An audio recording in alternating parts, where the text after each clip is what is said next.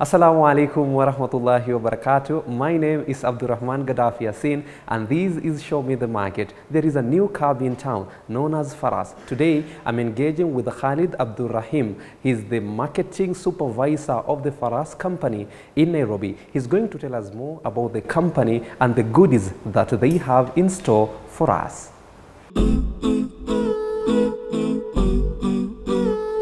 Assalamu alaikum wa rahmatullahi wa barakatuh. Boom, we are here. I'm hanging out today with marketing supervisor Khalid AbdulRahim from FARAS Cab. He's going to tell us more about the history and the story about FARAS. I know you've heard about this amazing cab outside here within Nairobi, within Kenya, and he's going to tell us more history and stories and how you can get your app on your mobile phone as well. Assalamu alaikum wa rahmatullahi wa barakatuh. How are you, brother? I'm very good. Thank you so much for sparing your time and for us to have this interview today. Yes, I'm ready for this interview. Let's do it. MashaAllah. And let's start about the name FARAS, Khalid. It's a very unique name outside here compared with other services or other people who are offering the same services.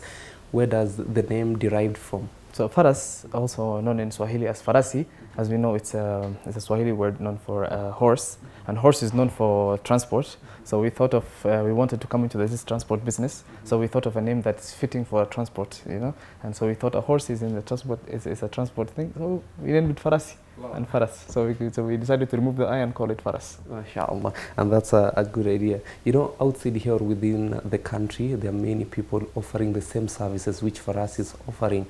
What makes you people unique from other people who are offering the same services? So there's so many things that makes us different to other companies, and the services, start with the services that we provide to our customers and the drivers. First of all, most of the other companies, they focus mainly on the customers, but we decided to come to Nairobi and decide to focus both on the customers and the drivers. What we do is we have something called FARAS Miles for the customers, and we have something else called FARAS Goals for the drivers. It's more of the same thing. It's for the customers. It's a loyalty point system where the more rides you take, the more points you get. Right. So, for example, let's say you take 5 rides today, you get back 500 points, and each one FARAS mile equals to 1 Kenya shilling. Right. So the more points you accumulate, the more you can do things like you can change your FARAS miles to data bundles, you can change to airtime, you can even withdraw, you can send it to your friends. You can withdraw, you can withdraw to cash. Oh wow. You can withdraw to cash. You can withdraw to cash. So even like once if you want to send money to your friends, you, instead of sending money, unaweza kutuma FARAS miles. You see, you just send them FARAS miles and then they're able to withdraw. So those are the things that we do different. And for the drivers, what we have is that we have something called FARAS Goals. So at the beginning of every week, Monday, we send out notifications inside the driver's app where we tell them the drivers, we give them a set of challenges basically. So for example, we give them, we tell a driver, if you complete 5 trips within today, we will give you 500 shillings as a bonus, right? So the driver feels motivated. So, and the drivers that we know that can complete more trips, we send them a notification. We tell them if you complete 15 trips, we will give you 1,500. If you complete 20 trips, we'll give you 2,000. Things like that. And those amount they're getting is just a bonus. It's besides the money they're making from already their monthly income or their daily. No, the daily rides they're making. Okay. They're already making that. This is just a side. It's like a side hustle you're doing within your main hustle. Yeah, within your main hustle. Wow. So it's an opportunity for drivers. It's an opportunity for customers. I really love the point where you mentioned where customers can as well withdraw cash out of the more rides you're getting out of FARAS, you can withdraw cash, and I think some people can make that as a business as well. Yes, and think of it this way: when you're using a cab, before FARAS came to town, the only benefit you're getting is that you're getting to your destination safely, right? With FARAS, when you reach your destination, you're getting something back. You're getting loyalty points back. So it's like you're paying but getting a bit back. So we have features like the FARAS miles. Usually customers, when they contact us and they call us in the call center, they ask, how does it work? Right? So the way it works is that we give 10% of what you pay back to you in FARAS miles. So example, you're going to the airport, Jomo Kenyatta, you pay 1,000 shillings, 10% of that is 100, you get back 100 FARAS miles in your account. And then at least you can buy water. You can buy water, you can buy, you know, the 100 FARAS miles can get you 1 GB of internet that will last a month. It can get you 100 shillings of airtime. You know, so we have these incentives that we're giving to customers and drivers. And one of the main questions that we get is that, are you guys doing this to come to the market and then you will stop these things? Yeah. I can tell you that no. was also coming as a question. Yes. Yeah, because some people you can start that way just to entice people, and after that to grab the attention. Yes, you cut off the services. 100%. Yes. No, we're not planning to do that. This is a system that we've put in place. It's going to stay for as long as we're in Nairobi. It will stay here. We're not going to change anything about it. So the more you take FARAS, the more you take rides, the more FARAS miles you get, and the more things you get back. So when you take a ride and you reach your destination, at least you'll feel like you got something back. So you take 2-3 rides, you withdraw 300. You'll be like, at least I got one free trip. Yeah, it's a business, you know. It's a business. Or what even you can do is that you can have your points accumulate, and one day you don't have any cash. You're like, I have FARAS miles. Let me withdraw. Immediately it goes into. So it's like a wallet within the app that actually has money. Or a savings account. Yeah. It is actually. It's more like a savings account. Yeah. Yeah. Whenever you want to go anywhere, you can withdraw cash there. Speaking about the good services that you're offering to your customers and drivers, and how do you ensure that your drivers are providing high quality services to your customers? So the drivers, where it starts from is the registration. We do not register any driver that doesn't have full documents. So we need the driver's license. We need the PSV. The PSV is like the certificate where the driver is allowed to carry customers. We need, of course, national ID. Also, we need that certificate called good conduct, where this driver has not committed any crimes or anything, so he's safe with the government. So once they have all those 4 things, we will register them. We will need their number plate, so we will match everything and put it into the system. Now they're registered with us. We have their phone number. We make sure we're in constant contact with them. We talk to the drivers on a daily basis. Let's say when a driver completes 10 trips, we call them, hi, how was the trip? That was that. How did you do? What did you encounter with? So we make sure we're in constant contact with all our drivers. That's how we make sure that they're doing good. They're not causing any problems. You know, we do get complaints here and then a driver is misbehaving. From customers? From customers. How do you deal with that? From the customers complaining? Whenever you get a complaint from a customer, yes. You as a company, how do you deal with that? So we take the complaint, we lodge it, we call the driver immediately. Because we don't like, as a company, one thing we will never do is jump to conclusion without hearing stories from both sides. You know, so we will talk to the customer, we will tell him we will sort this problem, we have it under, we lodged your complaint, and then we will call the driver, we will listen to his side as well. So now we will judge who's wrong, because most of the times you can tell from when you're talking to people who is wrong and who's right, you know. So we will do, and then if the driver is completely wrong, that's when we will tell him, hey, this should not happen in a company like this. This is your warning. Don't do it again, right? And if it's a severe case, and then of course we will be involved with the authorities and pass it on to them. Do you suspend the guy? Of course, if it's a big case, we do suspend the guy. But sometimes most of the problems that we get is the driver charges more. Okay. You see things like that. Like the driver will go let's say you go from here until Parklands. The trip is supposed to be like 300. It does not match with what the app is saying and what the driver is saying. Yes, okay. So the driver feels like, I went from Hurlingham all the way to Parklands and I only got 300. Then he tells the customer, oh no, pay me like 500. And the customer has no choice. When he pays the 500, the customer will call us. The customer will call us, hey, can you check the system? My trip, it was 300. The driver told me to pay 500. Now that's where the company comes in. What we do is, if a customer is mistreated like that, the customers are valuable to us and the drivers are valuable to us. If a customer is mistreated like that, we call the driver, we tell him what happened, he tells us the story, we call back the customer, we tell him how much did you pay, he paid 500, we send him back the whole ride, it's free on the company. That's what we do. If it's a complaint, because we see from the system everything, how much was paid, and everything, it's lodged. The trip and everything. So yeah, the customers can't lie and the driver can't lie. So we have everything lodged, right? And then when we call the driver, hey, if you need help with anything, contact the company, never charge the customer. That's how it should always be. At least communicate with the company, we can add communicate with the company, tell them, hey, I took a client from so-and-so to that place and I feel like it wasn't enough. Then you deal with the company, but never deal with the customer. And in terms of how you charge your customers compared with other with other cabs outside there? Are you people cheap comparing and putting in mind someone who is coming from, who is getting a hand-to-mouth income and wants to ride onto these things? Because the logic outside here, people think that these cabs is only for the rich people compared to someone who's living in Madari, Kibrand area.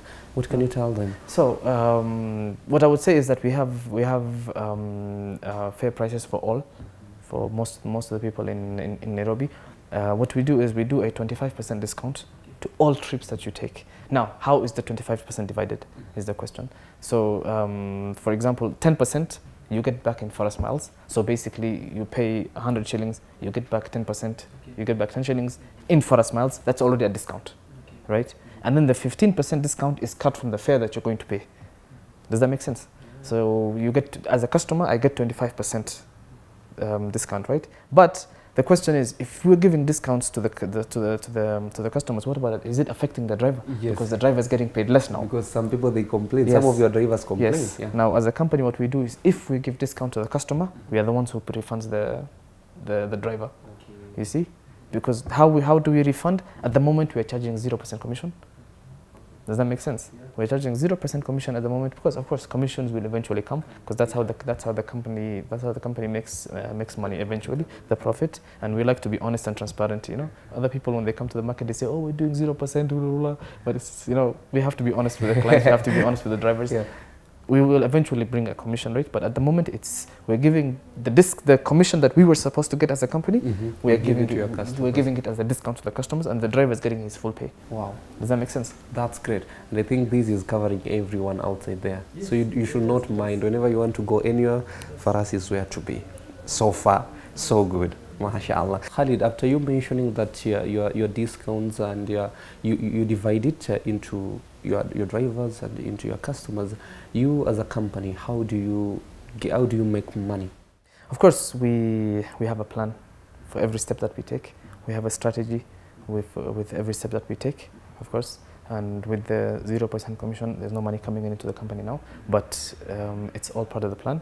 Right, we have investors that are investing into the company, but eventually, when the commission starts, that's when the company will start making money. It's its own money and everything. Yes. Now you have people. But we have a plan. We have a strategy set for the next month, the next years. You know, so it's not that we're going blindly into the business, but it's everything is planned and written down.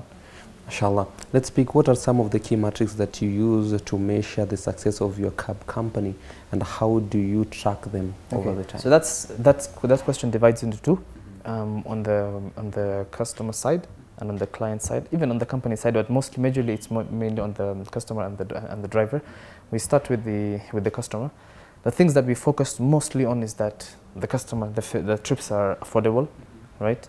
That's number two. That's the waiting time. The customer waits for the driver to reach him, to pick him up. Yes, those are the two main things how we measure the because now when customers are not complaining, they're very happy with the pricing, with the discounts. So we are seeing an influx of increase in trips per day. So that's how you measure the success. You see if there's more people onboarding with FARAS, more people taking FARAS rides. That's how you know, okay, we're doing something good. Let's continue what we're doing. Receiving comments. Do you engage with your customers directly? We do engage with them directly. We have a call center that's here 24 hours operating. We have a call center for the drivers. We have a call center for the customers. It's very busy during the day. Everyone is calling from all sides of Nairobi. I've taken this trip. This happened to me. Even some people just call just to say thanks for coming to Nairobi. we needed this service. Okay. You know. So the way we measure with the customers is that their waiting time is number one. Number two is that the driver they get is polite and respectful, and he doesn't charge more. You know. But that I'll elaborate more on that on the driver's side. And and the third thing is that when the customer takes the trip, we make sure that we call them and we say, how was the trip? And they'll be like, oh, the trip was good, it was nice, okay, we've rewarded you with this FARAS miles, we've seen you've taken those amount of trips. So we make sure that those customers are reoccurring customers, that they keep coming back. You understand? If a customer feels like I'm taking this trip and I'm getting something back, they will stick with FARAS. Yeah. That's what we noticed, yeah. But on the driver's side is where it's more detailed. So what we do is with the driver is that, so the success of a driver is that we make sure he's happy with the pay first. That's number one, because the drivers are there to make money, man. You know, so if the pay is not good, they would leave. Yes, exactly. So for the customer, for him, it's more of getting to the destination, right? But for the driver, for him, it's more of I'm going to pick as many clients as I can because I'm being paid good. Does that make sense? So the way we measure with the drivers is that we make sure that we have a lot of customers for them to take to carry and to pick, right? We make sure that they don't cancel. So what happens with cab hailing companies and cab companies is that the more rides you complete, the more cancellations you get. You know that. So client will order, right? And then when the driver is on the way, they'll cancel. And then the driver is be like, oh, I've spent my fuel. Now the client has messed me up. Yes, the client has cancelled. So the way we measure our success with the drivers is that they complete as many trips without cancellations. Does that make sense? So the driver will be happy. Today I've completed 20 trips and I've made this much. Without any cancellation. Without any cancellations. Hold it there. We are taking a short break. When we get back, we're going to tell you more on how you can get the app, because I can feel this is very interesting. I also want to get a ride from FARAS.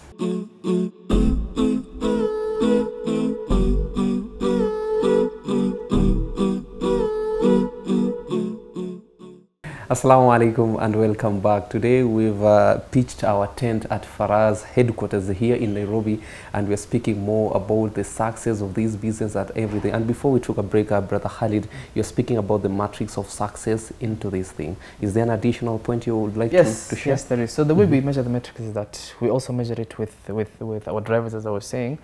So we're in direct contact with our drivers, like I mentioned before. So every day we talk to the drivers, we tell them where the bookings are coming from, where the hotspots are. Okay. Yeah, for example, we tell the drivers today, if you go to Parklands, there's a lot of bookings there, so you will get your trip. So we see the drivers going there. So you're the people like directing them to those spots. So we don't direct them, but we just tell them. Okay. If you're not getting any bookings from FARAS, maybe it's because you're in this area, but most of the bookings are happening in Parklands or try. If you're in that area, you'll get, you know. Also, we judge based on app downloads. We see on how many downloads we got per day or per week or per month. So that's how we judge how the growth of the company, how the company is growing. So it's app downloads, and among those downloads, how many people have actually taken a ride. So those are just ways that you measure the success of the company. MashaAllah, and that's cool. Maybe if we can speak about your working hours, because you've mentioned very good points there that you can be picked. Your drivers do not take long time to come and pick someone somewhere. Your working hours, do you work 24 hours the way other people do their services? Yes, we work 24 hours. This office is open 24 hours of the day, every single day. But of course, people work in shifts, right? So some people come in at 7 a.m. until 3 p.m. Others will that's mainly for the call center. But other teams, like the marketing, is just a day shift. And your drivers? The drivers, it depends on them. The drivers, it depends on them. Anytime you turn on your app, you can work. The application is open 24 hours, right? But within the office, we have 3 shifts, 7 a.m. to 3 p.m. And then another team comes in 3 p.m. to 10 p.m. And then another team comes in 3 p.m. to 7 p.m. now. You see? And that's on the call center front, both for the drivers and the customers. Because what we want is that when a customer complains or a driver complains, we want to be in contact with them immediately, talking to them to solve their problem, rather than telling them come to our office tomorrow. Come to our office tomorrow or at 10 or a.m.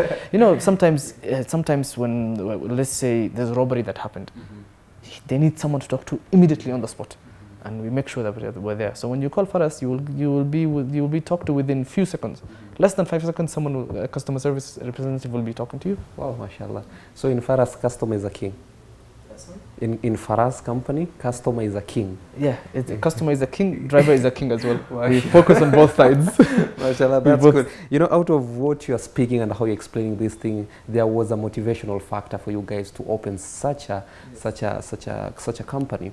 What was the motivational factor? So when we first came to the market, we noticed that there's a lack of good service in this industry.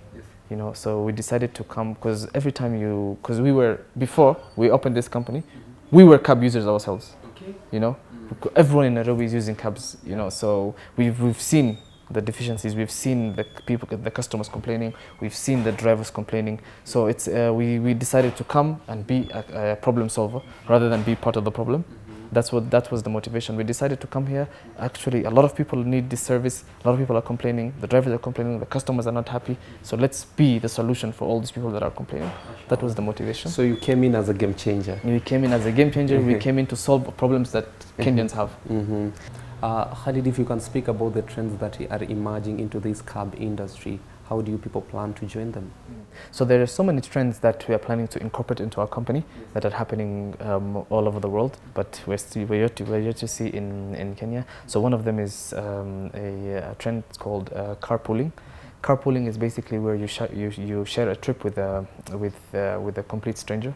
You don't know that person, but you share a trip with them. How do you do that? So within the application, there will be a selection where you select carpooling. So if you're in a certain location and you're going to another location, to the same destination, or along the way, there's someone who will be picked up.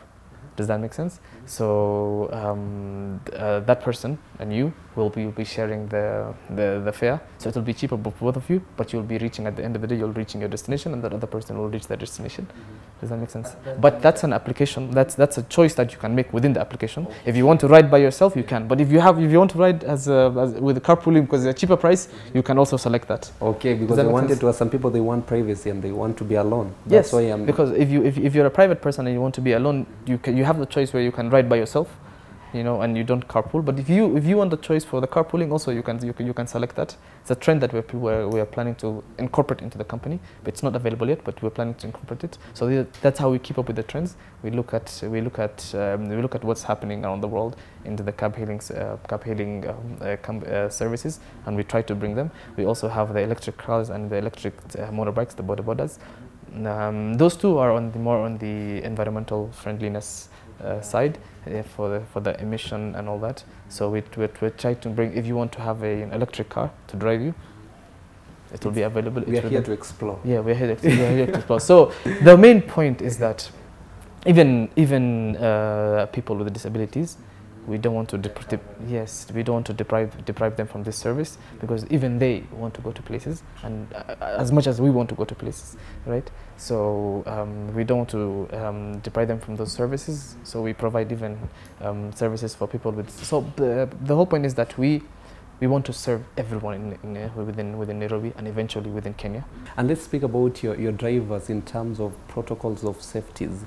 How do you make sure that they are well educated into it in terms of when accidents appears? How can they help their customers and everything? Yes, like I mentioned, we are in constant contact with our drivers.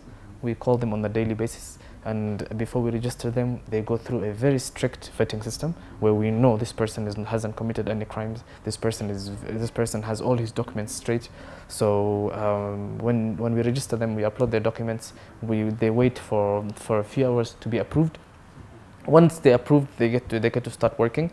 And if a complaint comes from the driver's side or the customer side, we're the first people to hear from it, right? And then we're immediately in contact with them, trying to solve what the issue is. That's how we keep up with the safety. Oh, that's cool. Yes, and people, when we tell people that we are a company that works 24 hours a day, they feel safer because they know if anything happens, they can immediately call and someone will talk to them. Yeah, true. Does that make sense? Yeah. Yeah. So compared with the other people offering the same services. Yes. Compared to other people. Maybe let's speak. There is a lot of misconception into this industry and into these businesses. When you received one, what are some of those misconceptions that you get, and how do you handle them? Yes. So there's so many misconceptions in the cab hailing industry. Now, for example, when we put advertisements out for marketing, one of the main questions that we get is that, do you provide cars? Yes. to drivers. I have a driving license. I have a driving license. I want a job. I want a job. Yeah. I'm a driver. Yeah. I have a driving license. I need to drive. No, a cab hailing company means that we provide the service of a taxi, but we don't provide the taxi itself. We onboard drivers that have cars, that have their own taxis, that have their own cabs, and then what happens is that we provide customers for them. We provide the platform where they can explore more customers, where they can have access to customers, and in that sense, the customer reaches the destination, the driver gets a customer, he gets paid, and the company gets the commission where they charge. You see, so it's a three-way win. So the customer wins, The driver wins and the company wins. Everyone is happy. Maybe Khalid, if you can explain to our viewers back at home, the ones who want maybe to have the apps on their phone, because you've mentioned beautiful and awesome things into this cab industry. Where can they find the app and how can I download it? Okay, so the app is available on both on Androids and on iPhones, both in the App Store and the Play Store. As a customer, all you have to do is write FARAS on the search bar in the App Store or the Play Store. It's the first application that will pop up.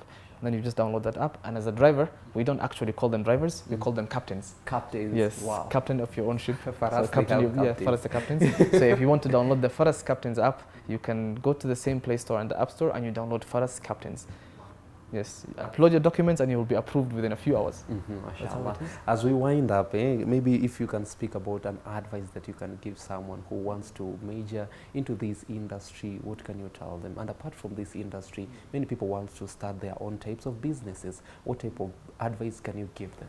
Okay, so this is a user-generated interface.